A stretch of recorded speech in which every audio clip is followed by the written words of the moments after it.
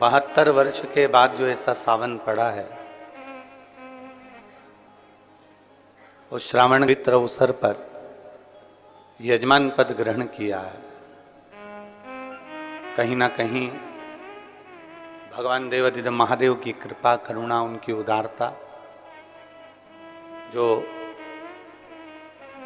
कहीं पूर्वजों का आशीर्वाद रहा है और पुण्य देवाधिदेव महादेव की कृपा से एकाग्रित हुआ है, तो ये सभी परिवार यजमान पद ग्रहण करे हैं।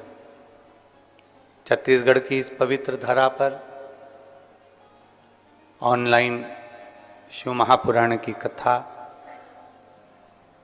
संपूर्ण छत्तीसगढ़वासी ही नहीं, संपूर्ण विश्व इस कथा का लाभ ले रहा है। कौटि कौटि पुण्य हमारे और आपके प्रबल हुए हैं, जिससे आप और हम सभी मिलकर भगवान शिव की अविरल कथा का लाभ ले रहे हैं। कल 2 अगस्त को पवित्र श्रावण महीने की शिवरात्रि का उत्सव मनाया। करोड़ों भक्तों ने अपने अपने घरों में रहकर भगवान शंकर की पार्थिव लिंग का पूजन किया और पार्थिव लिंग का पूजन कर कर आप और हम सब कृतार्थ हुए। एक छोटा सा पुण्य, एक छोटा सा सत्कर्म यदि हमारे जीवन में हो जाए तो ये मानकर चलें कि कहीं ना कहीं प्रभु कृपा से हम केवल एक कुल को या एक पीढ़ी को नहीं, हमारी 71 पीढ़ियों को पार उतार देते हैं। ऐसा पुण्य हमारे खाते में आ ही जाता है।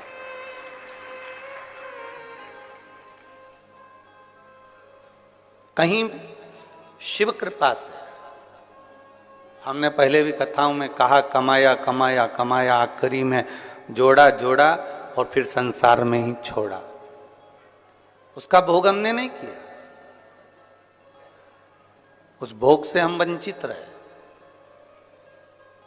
पर कमाने के बाद यदि कहीं आप और हम कहीं अच्छी जगह पर पहुंच जाएं, अच्छी जगह बैठ जाएं, तो ये समझिए कि ये कहीं हमारे पूर्वजों का, हमारे माता पिता की पुण्याई है।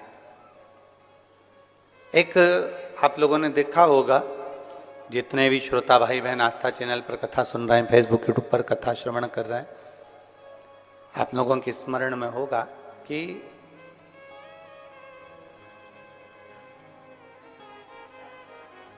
ऊंट वाले आते हैं, भेड़ वाले आते हैं, भेड़ चराने के लिए आए, ऊंट वाले ऊंट लेकर, भेड़ लेकर आए और जंगल में भेड़ चराते हैं।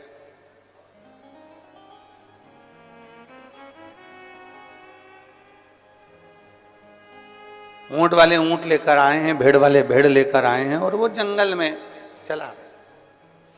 पर जो समझदार होता है, जो चतुर होता है, जो विद्वान होता है, इसकी विद्वत्ता क्या कहती है कि जिस कोई गरीब बड़ा है, कोई साधारण है और उसके पास में खेत के अंदर खाद डालने का पैसा नहीं है, उसके पास में खेत में दवाई डालने का पैसा नहीं है, खाद डालने का पैसा नहीं है, तो वो चतुर व्यक्ति क्या करता है कि वो ऊंट वाले से कहता है, भेड़ वाले से कहता है, भैया तुम एक काम करो, ये भेड़ों को हमारे खेत में ठहरा, इन भेड़ों को हमारे खेत में इनको बिठा दो। यदि आप इन भेड़ों को हमारे खेत में बिठा दोगे, इन भेड़ों को हमारे खेत में अगर विराजमान कर दोगे, बिठा दोगे, ये आवाज आ रही ना गुनगुन, ये बंद करो ना।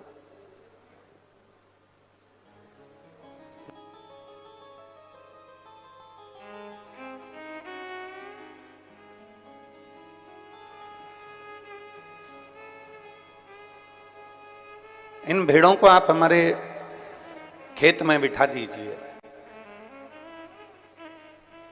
इन भेड़ों को आप हमारे खेत में थोड़ा रात्रि भर के लिए बिठा दो।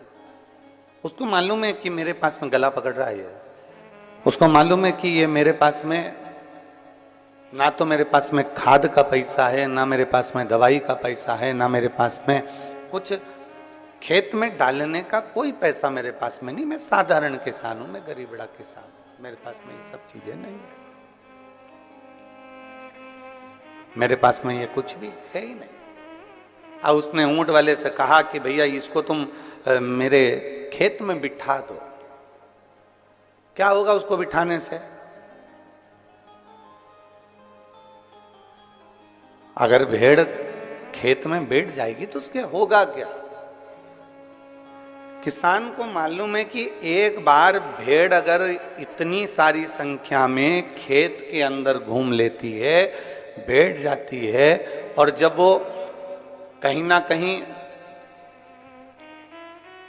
किसी ना किसी रूप में अपने मल का त्याग करती है, तो उसकी जो खाद होती है वो 1 वर्ष के लिए नहीं, कम से कम 5 वर्ष के लिए खेत में एक अच्छी फसल का कार्य कर देती है, एक अच्छी खाद का कार्य कर देती है और अच्छी एक दवाई का कार्य कर देती है।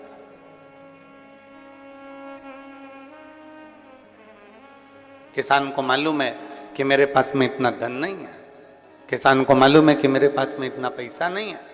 उसने एक ही काम करा कि इन भेड़ों को मेरे खेत में बिठा दो, वो बैठ जाएगी ना तो बस उतने में मेरा काम हो जाएगा और मेरा 5 साल तक अच्छा चल जाएगा, केवल बैठने से। और यही शिव महापुराण की कथा कह रही है कि आपको मालूम है कि हमारे पास में धन नहीं, दौलत नहीं, संपदा नहीं, वैभव नहीं, सत्ता नहीं, हमारे पास में कुछ भी नहीं है। मान लो हमारे पास कुछ है ही नहीं।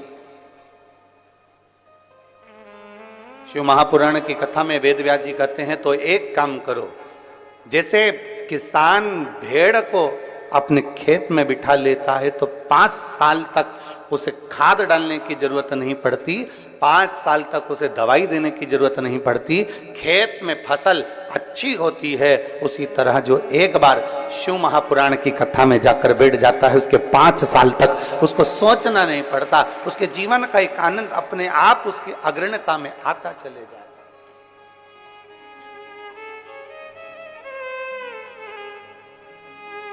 अपने आप वो आगे बढ़ता चले जाता, अपने आप।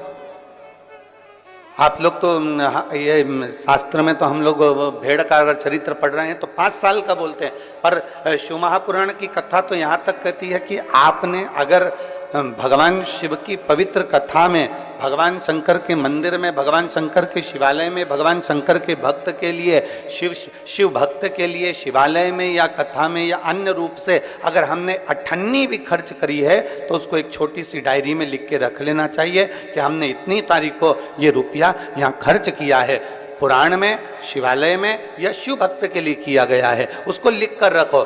3 महीने बाद जब हमको आपके आसपास में कथा हो तो जरूर बताना कि मैंने इतना दिया था, मेरे बाबा ने उसको बढ़ाकर चौगुना कर कर दिया कि नहीं। एक शिव भक्त, एक भगवान शंकर की अविरल भक्ति, भगवान शिव की उपासना, भगवान शंकर की अविरल भक्ति को, भगवान शंकर की अविरल भक्ति को हम धारण करें। और तेरी कृपा बिना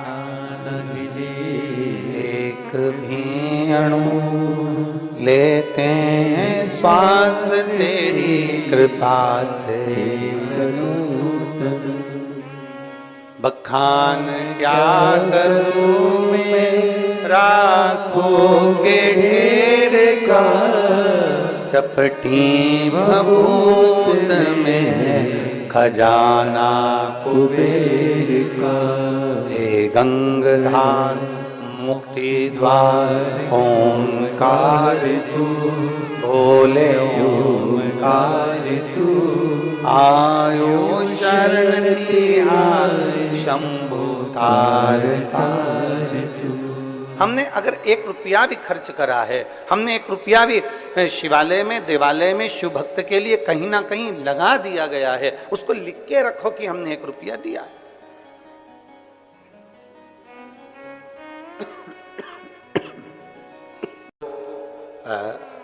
हम लाखों कह रहे हैं, जितने आस्था चैनल पर कथा सुन रहे होंगे, जितने फेसबुक यूट्यूब पर कथा सुन रहे होंगे, जितने ऑनलाइन कथा सुन रहे होंगे और जितने इस पवित्र छत्तीसगढ़ की धरा में इस हॉल में बैठकर भगवान शिव की पवित्र कथा का रसपान ग्रहण कर रहे हैं, उनकी चित्तवृत्ति में ये बात होगी।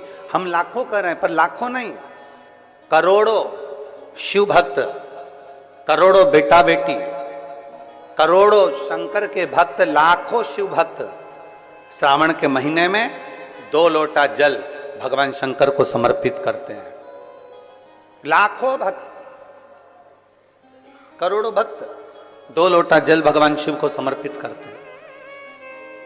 अब उन शिव भक्तों से पूछा जाए कि तुमने पिछले वर्ष भी कावड़ भरी थी, तुमने पिछले वर्ष कावड़ भरी थी, उस कावड़ का फल क्या मिला? तुमने पिछले वर्ष 2 लोटा जल चढ़ाया, उस 2 लोटे जल का फल क्या मिला? कोई उनसे पूछे कि शिव पुराण का, शंकर की अविरल भक्ति का फल क्या है?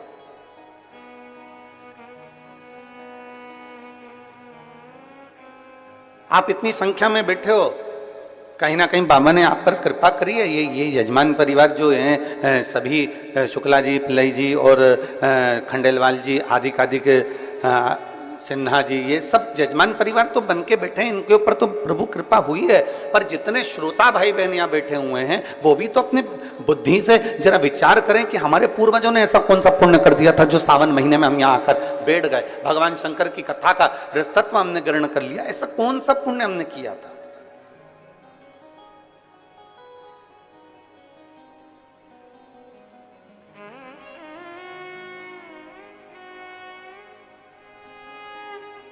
ऐसा पुण्य हमने कौन सा किया है? ऐसा सत्कर्म हमने कौन सा किया? ऐसा भजन हमने कौन सा किया? हमने कल कथा में कहा था कि जितने बैठे हो ना, अपने अपने घर जाके नजर उतरवा लेना कि कहीं ना कहीं हमारे पुण्यता है, हमारे कहीं ना कहीं हमारी प्रबलता है।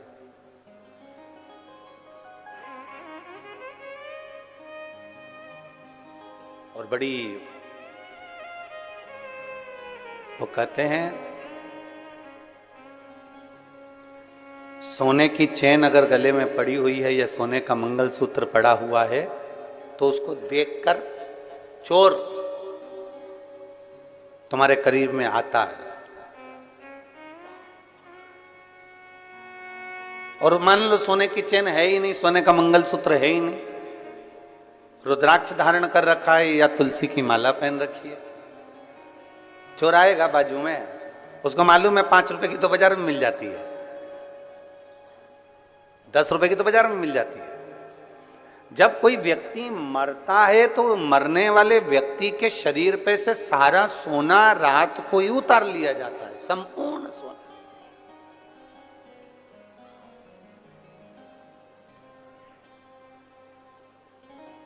पर उसके गले में अगर रुद्राक्ष पड़ा हो तो, उसके गले में रुद्राक्ष की माला पड़ी हो तो निकालेंगे? अरे जम के तो बोलो जरा, नहीं निकाले। तुलसी की माला पड़ी है तो कोई निकालेगा? नहीं। क्या कहेंगे?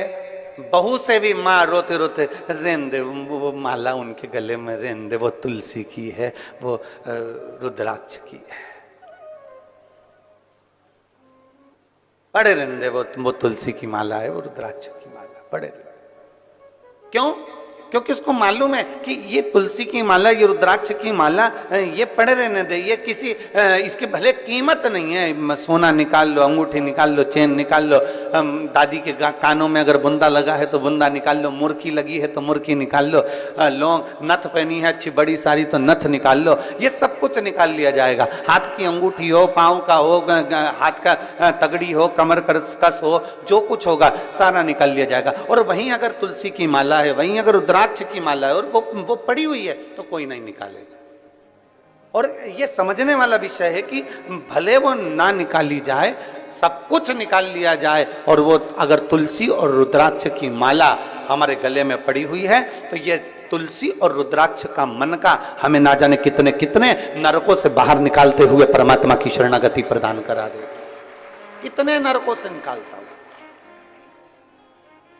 और मैंने तेरे ही भरोसे बाबा, तेरे ही भरोसे हवा बिच उड़ती जावांगी, बाबा डोर हथो छड़ी ना मैं कट्टी जावांगी, भोले मैं तेरी पतंग, शंभो मैं तेरी पतंग, हवा बिच उड़ती जावांगी, बाबा डोर हथों छड़ी नामे में कटी जावांगी।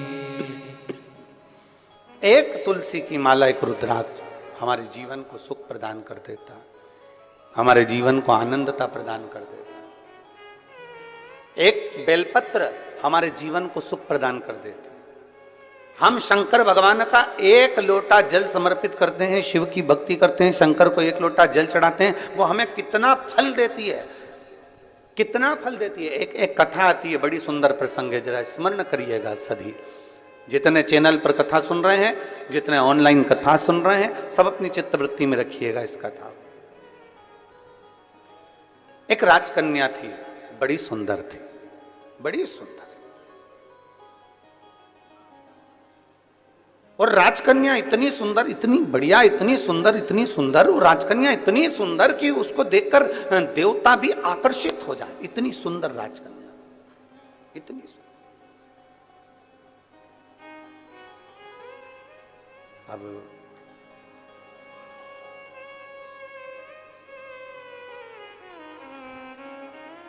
कन्या सुंदर थी, राजा को चिंता लग गई जब कन्या बड़ी हो गई।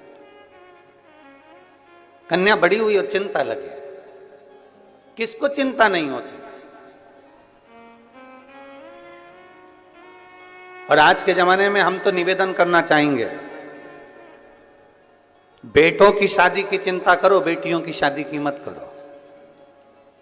क्यों?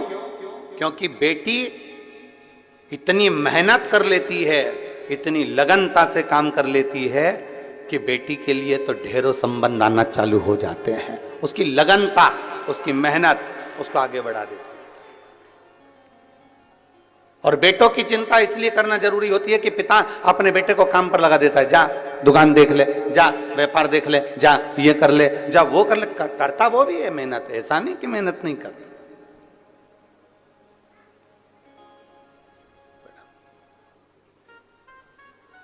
करता वो भी मेहनत है, बिठाओ भी। ऐसा नहीं कि वो मेहनत नहीं करता है, उसके पास में मेहनत करने का कुछ क्रम नहीं होता, वो मेहनत करता है, करता। पर चिंता हमें बेटी की नहीं, चिंता हमें बेटे की रहे। बेटी अगर लगनता से मेहनत कर रही है, अपने पिता के कार्य के प्रति जागरूक है, अपने पिता के वचन के प्रति जागरूक है और अपने पिता के बोले हुए शब्द के प्रति जागरूक है, तो फिर बेटी की चिंता नहीं रहती, फिर बेटी की चिंता नहीं। शिव पुराण कह रही है, भगवान शंकर का संवाद कर रहा है, भगवान उगड़दानी का संवाद कर रहा है, भगवान शंकर की पावन कथा कर रही है। राजकन्या इतनी सुंदर थी, इतनी सुंदर राजकन्या कि उसको देखकर देवता भी आकर्षित हो जाए, इतनी सुंदरता उस राजकन्या में, इतनी सुंदर। और फिर निवेदन आप सबसे, क्रीम की चमक, क्रीम की चमक कुछ दिन की रहती है, और यदि अच्छे कर्म करे हैं तो वो चमक तुम्हारे मरते दम तक रहती है, वो अंतिम समय तक है। बोल बम का नारा है, इतना धीमे बोलोगे तो कल्याण तुम्हारा है। बोल बम का नारा है, सारी समस्या का हल। क्रीम की चमक थोड़े दिन की है, पर अच्छे कर्म की चमक तुम्हारी जिंदगी भर की है, जीवन भर की।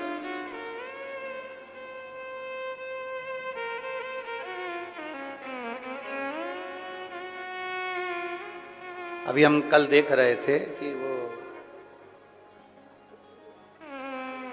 शुक्ला जी हैं, आप कल हम देख रहे थे भजन में, आपको धर्मपत्नी का तो नहीं कह रहे, पर आपको हम कह रहे हैं। जब भजन चल रहा था, आपको किसी से मतलब नहीं था, पर आपका नृत्य शंकर को रिझाने के लिए ऐसा जोरदार कमर से आनंद लेते हुए नाच रहे थे कि हमारा भी मन कर रहा था कि हम भी नीचे उतर कर आपके साथ आ जाएं। इतनी इतनी भोलेपन से, इतनी सहजता से। और अवस्था देखो क्या कितनी होगी, कितने साल की हो है? 66। नजर उतरवा लेना। प्रणाम।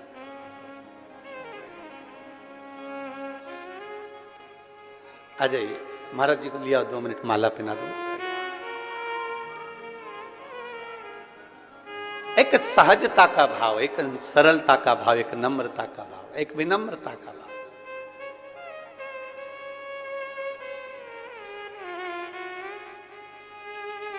और जब अपने भीतर की सरलता होती है ना, अपने भीतर का जब भोलापन होता है, अपने भीतर की जब सहजता होती है ना, तो शिव पुराण कहती है शंकर भगवान को जितना जल प्रिय नहीं, जितना दूध प्रिय नहीं, जितना पंचामृत प्रिय नहीं, जितना सामग्री बेलपत्र प्रिय नहीं, जितनी कोई वस्तु प्रिय नहीं, शिव जी कहते हैं मुझे सबसे ज्यादा व्यक्ति का भोलापन प्रिय है। शंकर को सहजता प्रिय।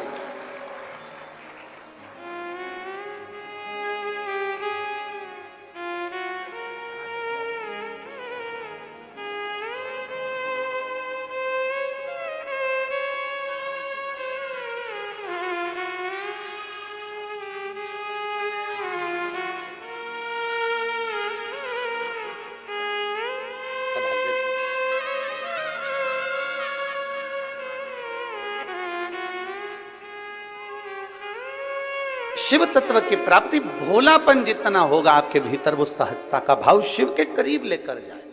जितने भोले होगे आप उतने शंकर के पास हो। पर निवेदन एक ही है, भोले भोले के लिए बनो। संसार के लिए भोले बन जाओगे तो लोग तुम्हें पीछे धकाना चालू कर देंगे और एक कोने में ले जाकर छोड़ देंगे। फिर निवेदन करूंगा, फिर निवेदन, भोले भोले के लिए बनो। और भोले बनना है तो भोले व्यक्ति के लिए बनो। जो सहज हो उसके लिए हम सहज हैं, जो सरल है उसके लिए हम सरल, जो आनंदमय है उसके लिए हम आनंदमय।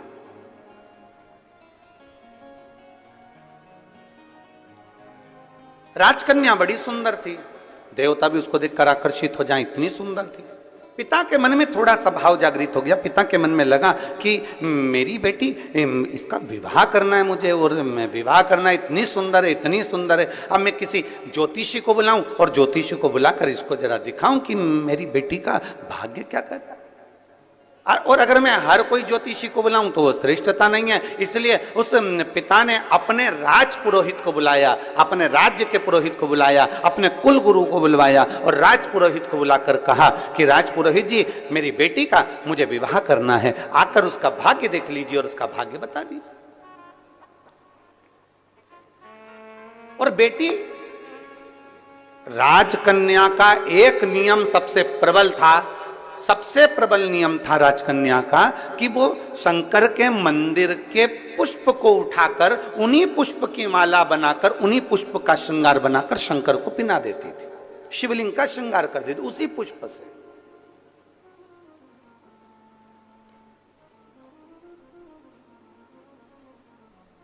जैसे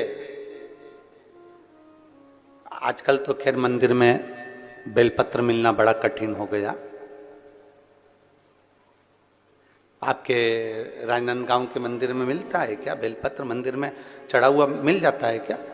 आजकल तो बड़ा कठिन हो गया, लोग चढ़ाते हैं और उठा के ले जाते हैं, बहुत मुश्किल हो गया। यदि भूलवश भी अगर कोई व्यक्ति मंदिर में बेलपत्र चढ़ा हुआ है और बेलपत्र उसने एकत्रित कर लिया मंदिर के अंदर ही, और मंदिर में बेलपत्र एकत्रित कर कर धागा लिया और उस कच्चे धागे में, उस कच्चे धागे के अंदर अगर उस बेलपत्र की डंडी को पीछे से उसने एक एक साधारण सी गांठ लगाकर उस बेलपत्र की माला को सिद्ध कर लिया, हल्की सी कच्चे सूत की गांठ लगाते लगाते मंदिर की चढ़ी हुई बेलपत्र को, शंकर पर चढ़ी हुई बेलपत्र को, शंकर की चढ़ी हुई बेलपत्र को ही उसने गांठ लगाकर जब माला सिद्ध कर ली और सिद्ध कर कर अगर वही माला भगवान शंकर को अर्पित कर देती है तो कहते हैं कि हमारा फिर पुनर्जन्म होता ही नहीं है, इस संसार सागर से हमारी मुक्ति हो ही जाती है, पुनर्जन्म से हम छूट जाते। जैसे जगत गुरु शंकराचार्य जी कहते हैं पुनरपि जननम पुनरपि मरणम, उस प्रपंच से छुटकारा।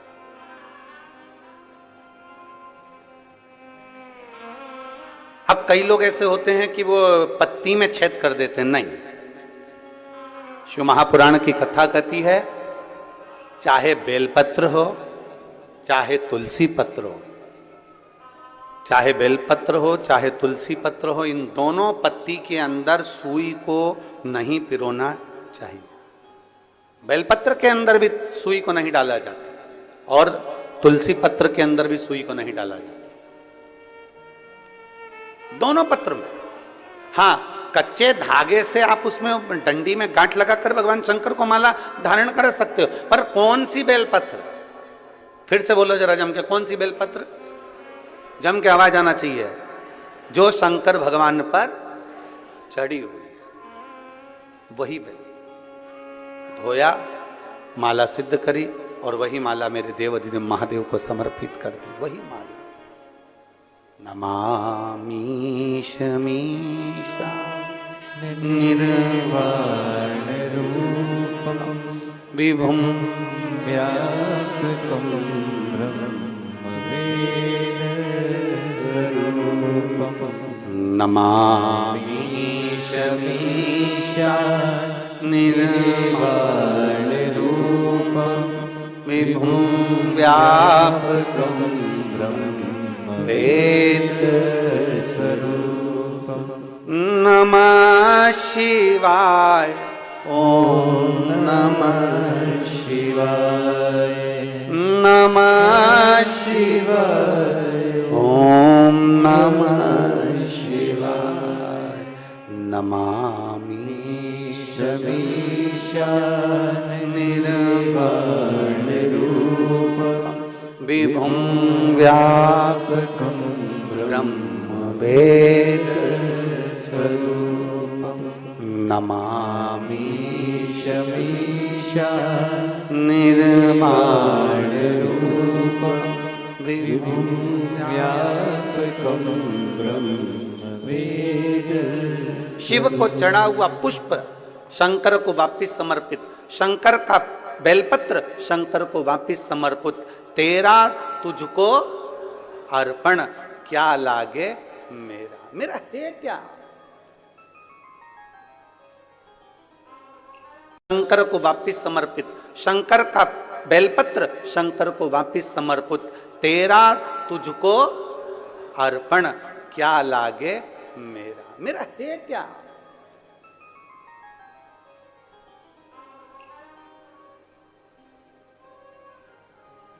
अब एक व्यक्ति पत्र लिखा भिलाई में, उसने एक पत्र में बात लिखी कि गुरुजी आप कहते हो शंकर का चढ़ा फूल चढ़ा दो शंकर जी को, शंकर की चढ़ी बेलपत्र चढ़ा दो शंकर जी को, तो ये तो झूठा हो जाता है, ये तो बेकार हो जाता है।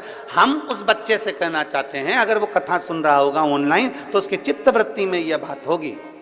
दुर्ग का वो बेटा है, अगर उसने बात कथा सुन रहा होगा तो उसके स्मरण में होगा कि आप कह रहे हो कि बेलपत्र झूठा हो गया, शंकर भगवान को चढ़ा फूल झूठा हो गया और वापिस शंकर भगवान को दे दिया। तो हम पूछे अच्छा भगवान ने लिया क्या? दूध, वो भी गाय के बछड़े का झूठा है। दूध निकालने वाला एक एक ग्वाला एक एक किसान जानता है, पहले बछड़े को छोड़ा जाता है, दूध जब नीचे आता है तब वो निकालता है। बछड़ा अपना मुंह लगा देता है, झूठा दूध निकाला गया है। जल मछली ने झूठा करा है, फूल भौरे ने झूठा करा है।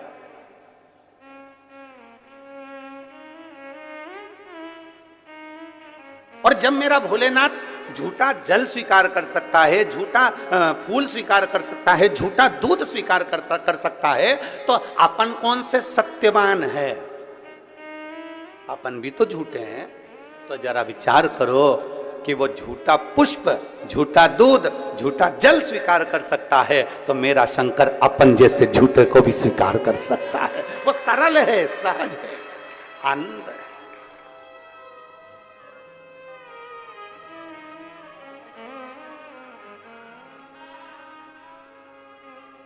जो बहुत भगवान के सामने जब भी जाओ ना, पूरा पूरा अपना अभिमान, पूरा अहंकार, पूरी अभिमत्ता सब बाहर छोड़ दो, सब कुछ बाहर।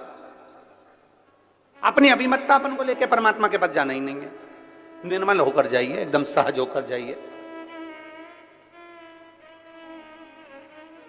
आप ऑफिसर अपनी जगह पर, आप मिनिस्टर अपनी जगह पर, आप आपका पद, आपका धन, आपकी दौलत अपनी जगह पर शिव के सामने सब शून्य है, शंकर के सामने सब शून्य है।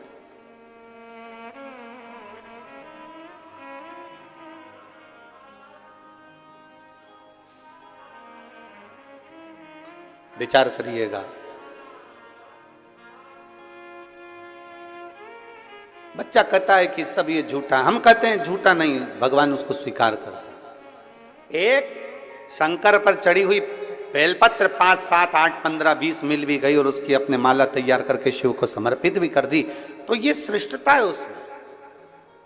राजकन्या इतनी सुंदर थी, उसका एक काम था, बाल्यवस्था से 4 वर्ष की जब राजकन्या थी तब उसने अपने कहीं सखी के, कहीं सहेली से सीख लिया था कि मंदिर में पुष्प पड़ा है, उससे श्रृंगार कर दिया, रंगोली बना दी, वही फूल से भगवान की जलाधारी का श्रृंगार कर दिया, वही पुष्प से शिव का श्रृंगार कर दिया। राजकन्या धीरे धीरे धीरे धीरे बड़ी होती चली गई, कन्या बड़ी हो गई, कन्या बड़ी हो गई, मंदिर में जाती, श्रृंगार करती, भगवान का सेवा करती। पिता को चिंता लग गई कि मैं अपनी कन्या का विवाह किससे करूं, इसको किसको समर्पित करा जाए, किसको दिया जाए। और फिर निवेदन है, राजा जनक जैसी चतुरता लाकर रखना अपनी बुद्धि में।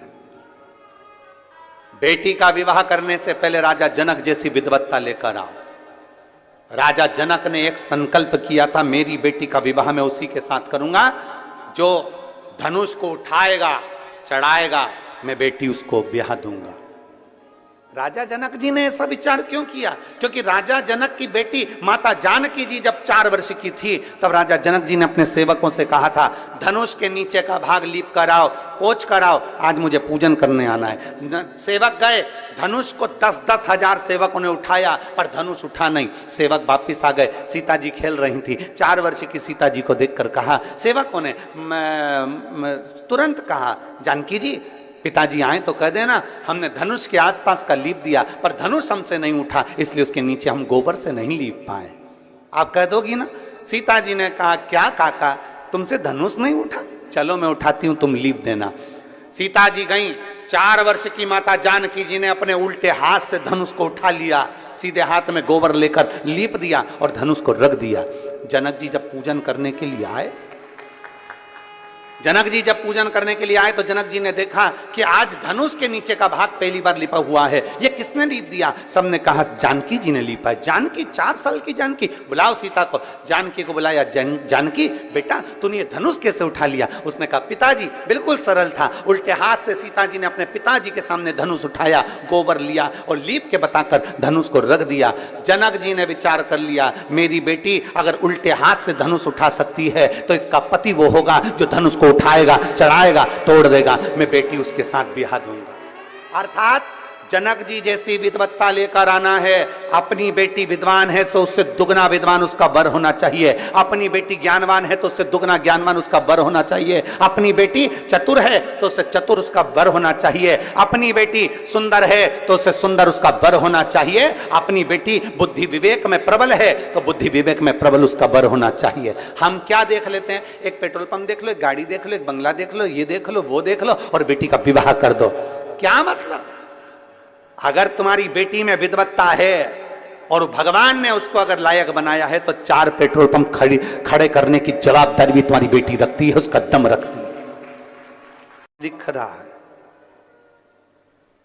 अच्छा पेट्रोल पंप, अच्छी गाड़ी दिख रही है, अच्छा बंगला दिख रहा है, अच्छा धन दिख रहा है और मालूम पड़े तुमने बेटी का विवाह कर दिया और लड़की शादी कर कर चली गई और पेट्रोल पंप, गाड़ी, बंगला तो सब देखा पर बेटी के लिए वर अच्छा नहीं देखा। रात को 1-1 बजे तक आ रहा है, मालूम पड़े टन्न होकर आ रहा है, दोस्तों के साथ बैठा रहता है, 1 मिनट का समय उसको अपनी पत्नी के लिए नहीं है।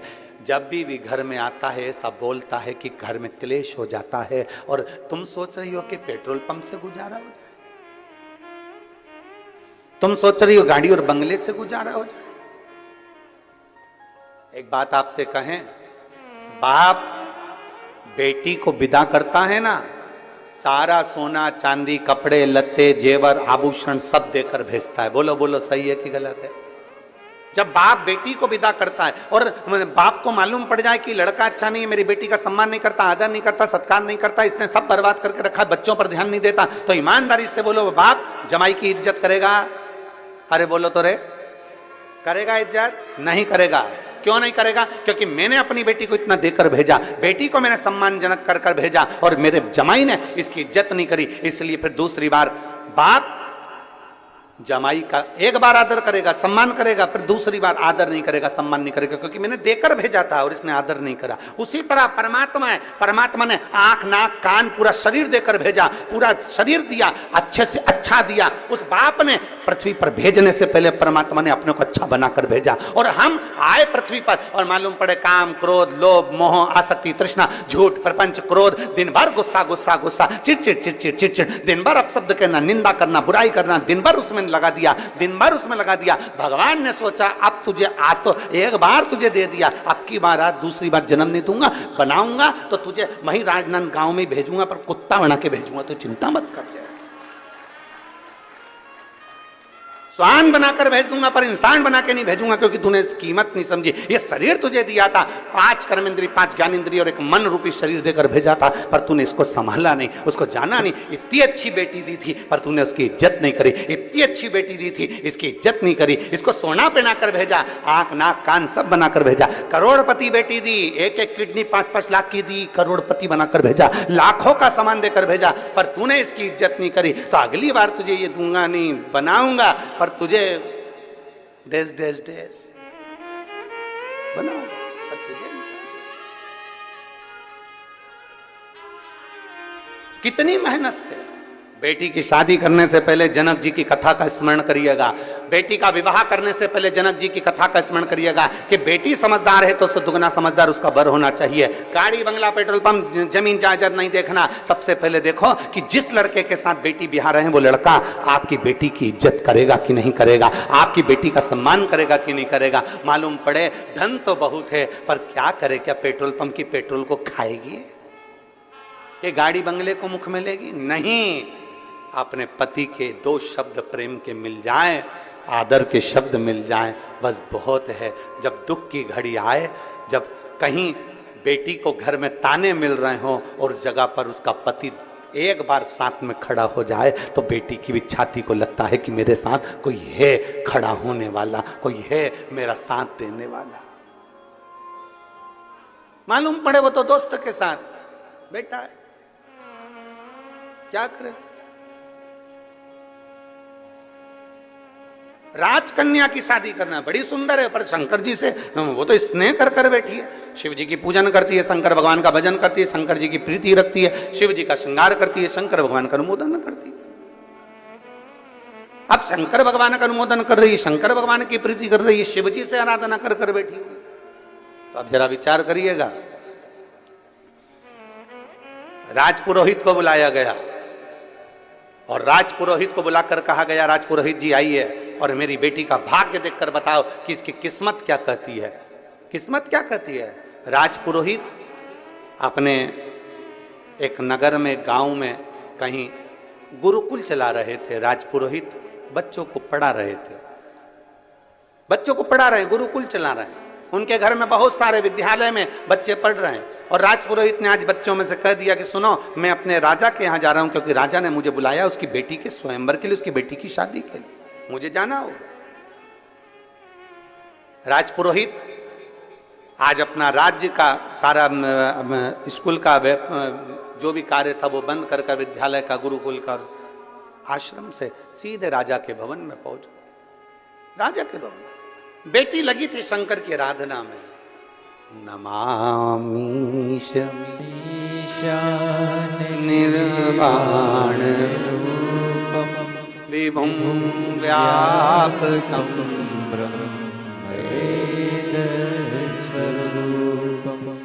नमः शिवाय, ओम नमः शिवाय, नमः शिवाय, ओम नमः शिवाय, नमामि शमीशान निर्वाण रूपं विभुं व्यापकं वेद स्वरूपम। नमः शिवाय। ओम नमः शिवाय। नमः शिवाय। ओम नमः शिवाय। लगी बेटी भगवान शंकर की आराधना, श्रृंगार बना रही है, शिव के मंदिर को सजा रही है, शंकर के शिवलिंग को सजा रही है, भगवान शंकर का श्रृंगार कर रही है, शिव का श्रृंगार।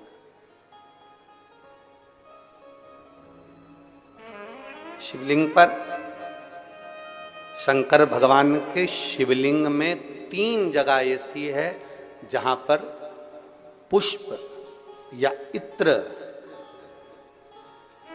या बेलपत्र या सुगंधित पदार्थ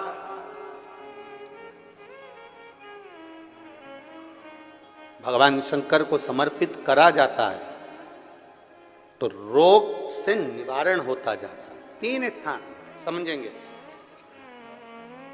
ये शिवलिंग जलाधारी अशोक सुंदरी का स्थान मध्य में, इधर गणेश का स्थान, इधर षडानंद कार्तिकेय का स्थान। 3 स्थान है जहां पर बन सके।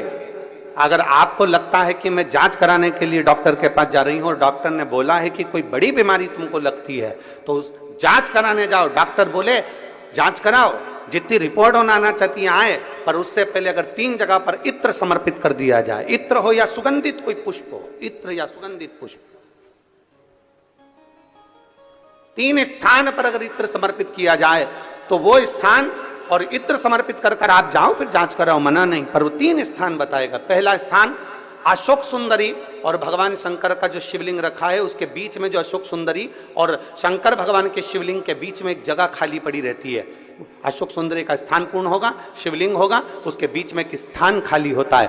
उस स्थान पर अगर जिस समय पर भगवान शंकर के जिस अशोक सुंदरी और शिवलिंग के बीच में जो स्थान है वहां पर अगर इत्र लगाया जाए, दूसरे नंबर पर शिवलिंग के ऊपर से लेकर नीचे के मध्य भाग में, जहां मध्य भाग है ये शिवलिंग, ये नीचे का भाग और मध्य भाग में अगर इत्र लगाया जाए, और तीसरा भगवान शंकर का जो जल नीचे की ओर गिरता है, जहां जो पट्टी रहती है पानी नीचे आने की, उस पट्टी पर अगर इत्र लगाया जाए, ये 3 स्थान इत्र लगाने के होते हैं। अगर वहां लगाया जाए तो कैसा भी रोग हो आपकी जांच अच्छी ही आएगी, बेकार नहीं आ सकती।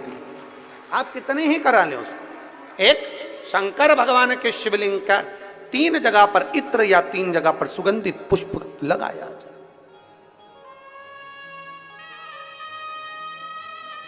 अब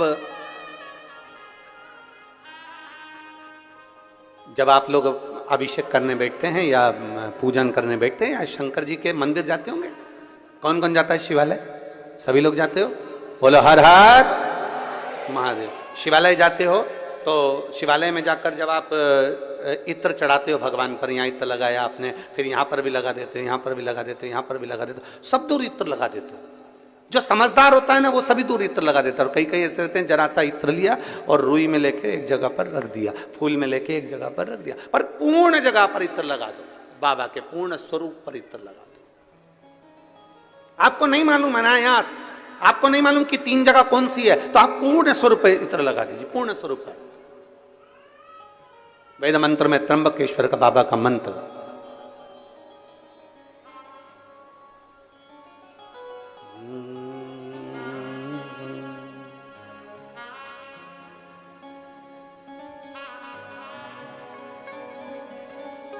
महामृत्युंजय मंत्र, वेद मंत्र का बड़ा सुंदर मंत्र, जिसका हम उच्चारण पूर्ण रूप से नहीं करते हैं व्यासपीठ से, उसको हम मंत्र को मन में गुनगुनाते हैं। एक बार आप भी बाबा के मंत्र को मन में गुनगुनाइए।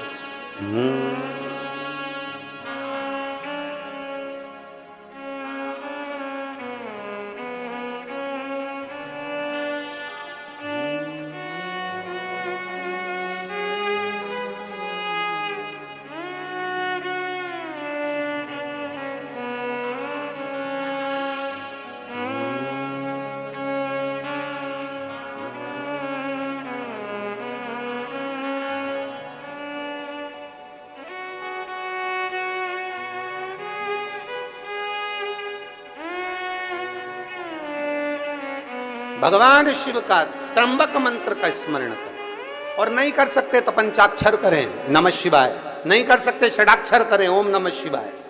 नहीं कर सकते तो श्री शिवाय नमस्तुभ्यम का स्मरण करें। आपको नहीं ज्ञात 3 जगह का वर्णन। यहां तक शिव कथा कहती है, ये जो कई लोग कहते हैं हमारे कोई बच्चा जन्म से जो होता है ना, और कई बच्चे से जन्म से होते हैं जिनकी बुद्धि विकास नहीं कर पाती है। डॉक्टर कहते हैं ये बच्चा अन्य बच्चे से 2 साल 4 साल 3 साल 6 महीना पीछे चलेगा। अब माँ सोचती है मेरा बेटा 2 साल 4 साल 6 साल पीछे अन्य बच्चों से।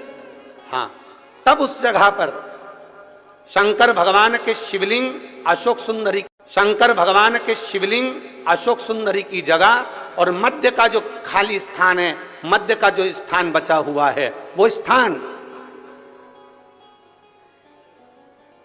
कई बार लोग कहते हैं गुरुजी ये पार्वती जी है, ये शिवलिंग है, ऊपर जो जलाधारी में से जल बह रहा है, शंकर जी की 5 लड़कियां हैं, जया विषहरा शामली बारी दौतली देव, ये अशोक सुंदरी, ये गणेश कार्तिकेय का स्थान। जो बीच में अशोक सुंदरी और शिवलिंग के बीच में जगह है, वो स्थान किसका है? शिव पुराण में इसका लिंग पुराण के अंतर वर्णन आता है कि वो स्थान भगवान शंकर की जो जितनी सती उमा कात्यायनी कुष्मांडा स्कंदा जितनी महागौरी जितनी माताएं पूर्व में रही हैं, इन माताओं का स्थान शंकर ने यहाँ रखा है। और वो स्थान ऐसी जगह है, अगर कोई बच्चा कितना भी पीछे है, डॉक्टर कह दिया इसको कि ये अन्य बच्चों से 2 साल पीछे, अन्य बच्चों से 4 साल, इसका विवेक काम नहीं कर रहा। एक छोटी सी बेलपत्र,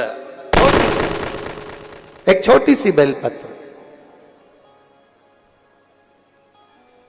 छोटी सी बेलपत्र मीठी, छोटी सी, और उस छोटी सी बेलपत्र को, छोटी सी बेलपत्र को उस स्थान पर अशोक सुंदरी की ओर डंडी कर उस स्थान पर छोटी सी बेलपत्र को रखिए और 3 बार उसी स्थान पर जल समर्पित कर वही बेलपत्र बेटे को लाकर बच्चे को, वो खाए ना तो पीस कर कैसे भी उस बच्चे को धीरे धीरे देना चालू करिए। आप खुद अंतर देखेंगे कि 3 महीने 4 महीने में उसका विभाग, उसके विवेक में, उसकी बुद्धि में अंतर आया कि नहीं। वो स्थान की मूलता, वो स्थान की मूलता। और शंभु शरने पड़ी मांगू घड़ी रे दुख काटो दया करी ने दर्शन आपो। शंभु शरने पड़ी मांगू घड़ी रे दुख काटो दया करी में दर्शन आपो। वो राजकुमारी का नियम भगवान शंकर की आराधना, भगवान शिव की भक्ति करना, भगवान शंकर की आराधना करना, भगवान शिव की भक्ति करना। राजपुरोहित आ गए, राजपुरोहित आए, राजभवन में प्रवेश किया। राजपुरोहित ने राजभवन में प्रवेश किया तो राजा ने उनका आदर करा, सम्मान करा, सत्कार करा, क्योंकि राजपुरोहित है, प्रणाम करना जरूरी है। कोई विद्वत जन आए, कोई संत साधु आए, कोई गुरु जन आए, कोई महात्मा आए, कोई संत आए, ये आपके और हमारे भी मन में होना चाहिए कि हम उसको नमन करें, प्रणाम करें, उसका सत्कार करें, प्रणाम। और केवल इनसे ही मतलब नहीं, घर का बुजुर्ग भी आए, घर का बड़ा भी आए, माता पिता भी आए, कोई बुजुर्ग आ गया तो उसका भी आदर, उसका आदर और सत्कार।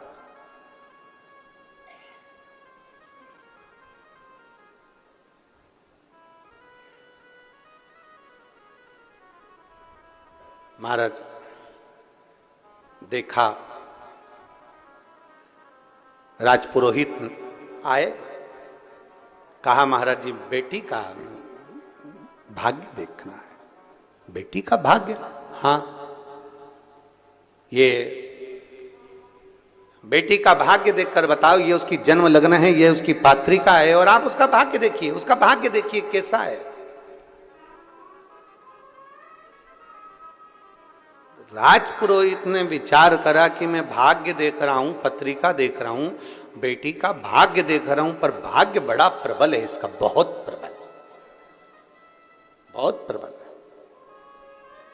ये जिसके यहां जाएगी उसके यहां 4 चांद लगा देगी। बहुत लक्ष्मी इसके चरण में, बहुत भाव है इसका, बड़ा भाव। पर राजपुरोहित ने कहा कि इतना भाग्य प्रबल है इसका, मैंने ज्योतिषी के हिसाब से उसको देख लिया, पर मैं चाहता हूं कि उस लड़की को एक बार देखूं। राजा तेरी बेटी को मुझे देखना है। वो बेटी कहां? मुझे तेरी बेटी से मिलना है। बेटी को बुलाया। मंदिर में सूचना गई, शिवालय में बेटी लगी थी भगवान शंकर की आराधना में।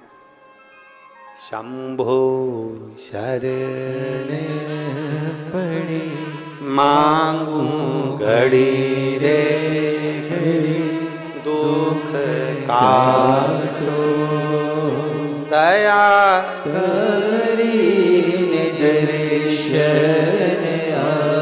बेटी मंदिर में लगी, शिवालय में पूजन कर रही है, भगवान शंकर की माला सिद्ध कर रही है, माला तैयार कर रही है। बेटी माला बना रही थी, सूचना गई दरवाजे पर से, राजभवन से सूचना पहुंची, दरवाजे पर से सूचना पहुंची, महाराज राजकन्या के पास में आपके पिताजी ने आपको बुलाया। महाराज आवाज लगाए हैं, महाराज बुला रहे, आइए।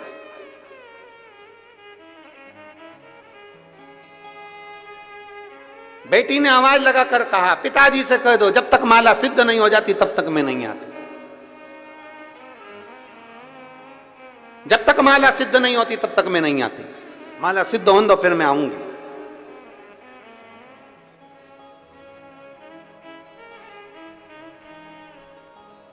देवाधिदेव महादेव का श्रृंगार कर रही है, माला सिद्ध कर रही है। फिर निवेदन मेरी जीजियों से, मेरे जीजाओं से, मेरी बेटियों से, मेरे बेटाओं से, मेरी माताओं से, फिर निवेदन राष्ट्र के सारे श्रोता भाई बहनों से निवेदन है, शंकर के मंदिर जाने का तुम्हारा नियम है ना, कितना भी काम पड़ा रहे, शंकर के मंदिर जाने के नियम को तोड़ना मत, जाते रहो, उसके दरवाजे पर पहुंचते रहो। शिव मंदिर जाने के नियम को प्रबल कर लो, पक्का करो एक नियम। जब तुम्हारा नियम पक्का हो जाएगा तो अपने आप सब कार्य हो जाएगा। क्या नियम हमारे कार्य को प्रबल बना सकता? क्यों नहीं बना सकता। एक व्यक्ति ने सुन लिया कि कोई नियम लेना चाहिए, एक गुरुजी ने कह दिया नियम ले, कोई सा भी नियम ले पर ले, तो उस व्यक्ति ने नियम ले लिया कि मेरे पास में कुमार रहता है, मैं सुबह से कुमार का मुंह देखूंगा। घड़ा बनाने वाला कुमार, मिट्टी के बर्तन बनाने वाला कुमार, उसका मैं मुंह देखूंगा। नियम ले कोई सा भी, उसने नियम ले लिया, जब तक मिट्टी के बर्तन बनाने वाले कुमार का, मेरे पड़ोसी का मुंह नहीं देख लूं तब तक मैं खाना नहीं खाऊंगा। नियम लिया। अब रोज नियम से कुमार का मुंह देखता। एक दिन 8 महीने 15 महीने निकल गया, 8-15 महीने निकलने के बाद 1 साल पूरा निकल गया। कुमार का मुंह देखते देखते देखते मुख निकलने समय निकल गया। एक दिन कुमार कहीं चले गया और वो दिखा ही नहीं। 2 बार 3 बार देखा, दिखा ही नहीं। मैं रोटी कैसे खाऊं, भूख लग रही इसको। इसने कुमार के घर गया, उसकी पत्नी से पूछा क्यों तुम्हारा पति कहाँ गया? तो कहे वो मिट्टी लेने गए हैं बर्तन बनाने के लिए। कहाँ गए? वो दूसरे गांव में। वो ढूंढता ढूंढता उस गांव में चले गया। आज कुमार का भाग्य ऐसा था कि वो मिट्टी खोद रहा था, उसमें उसको सोने का हंडा निकल गया था और ये पहुंच गया इतने में। जैसे ही पहुंचा, इसने सोने का अंडा नहीं देखा, इसने तो बस कुमार को देखा और कुमार को देखते से बोला देख लिया देख लिया देख लिया। कुमार को लगा सोने का हंडा मिला, इसने हंडे को देख लिया। कुमार हंडा लेके उसके पीछे पीछे भागा। भैया भैया तेरे से निवेदन है, किसी से मत कहना। कि क्या नहीं कहना? बस जो मिला है अपन दोनों आधा आधा बांट लेंगे, पर किसी से मत कहना। अपन दोनों आधा आधा बांट लेंगे पर किसी से मत कहना।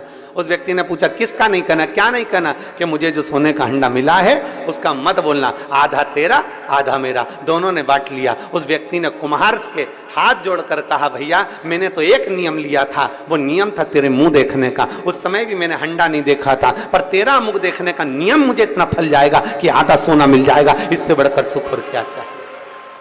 एक नियम प्रबल कर लो, बड़ा बड़ा प्रबल नियम। रोज मंदिर जाऊंगी, झाड़ू लगाऊंगी, पोछा लगाऊंगी, मंदिर में बाबा का श्रृंगार करूंगी, बाबा को चंदन लगाऊंगी, बाबा को इत्र लगाऊंगी। कुछ नियम अपनी जिंदगी में धारण करें।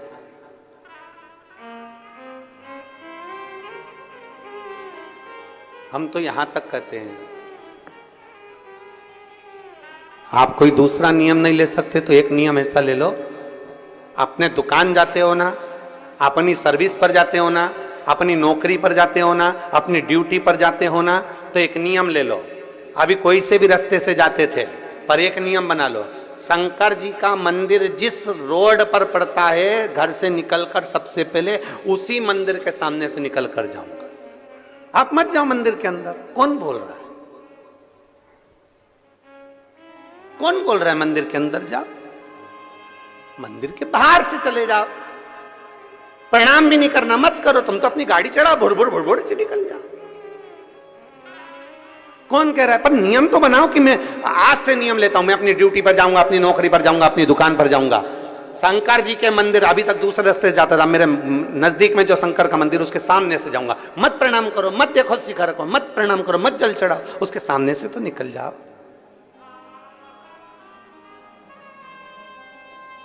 उसके सामने से तो निकलो। आइसक्रीम वाला देखा है? आते हैं राजनांदगांव में आइसक्रीम बेचने वाले, वो बजाते हैं, और डमरू उसके पास रहता है, लंबा डंडा वाला, बजाते हैं। कोई जरूरी है? उसका काम है डमरू बजाना, और चिल्लाता आइसक्रीम आइसक्रीम, और अंदर जो बच्चे होते ना, दादी दादी दादी, एक धर के, सर्दी हो रही ना, चुप बैठ, खांसी हो रही ना, नहीं अभी मौसम अच्छा नहीं है, तू नहीं खाएगा, नहीं पिएगा।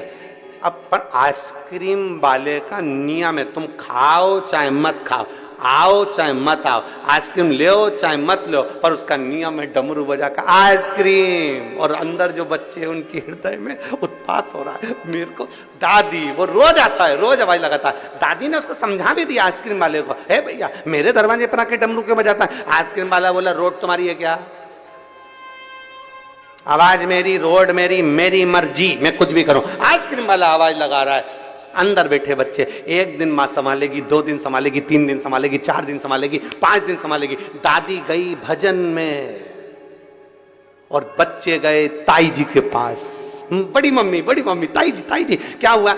आइसक्रीम वाला आया है, mummy please please, mummy please, सर्दी हो रही ना। दादी ने मना करता, नहीं तू प्लीज प्लीज, और पकड़ कर और आइसक्रीम फिर बड़ी माँ ने दिलाई दी, चाची ने दिलाई दी, उसको खाने को मिल गई। 1 महीना, 15 दिन, 20 दिन तुम रोकते रहे, पर एक दिन तो मौका लग गया और बच्चा बाहर आया और आइसक्रीम खा लिया। उसी तरह तुम भी जाते रहो, जाते रहो, जाते रहो, मत देखो, मत देखो, मत दर्शन करो, तुम तो जाओ जाओ जाओ। एक दिन तो मेरा भोलेनाथ भी सोचेगा ऐसा कहां का आया है रे, मेरी साइड ही नहीं देखता, अब तुझे दिखा के रहूंगा, तो रुक। और एक दिन मेरा भोलेनाथ मंदिर से बाहर निकलकर जोर इशारा कर कर बुलाएगा, तेरा कल्याण। नियम तो बनाओ।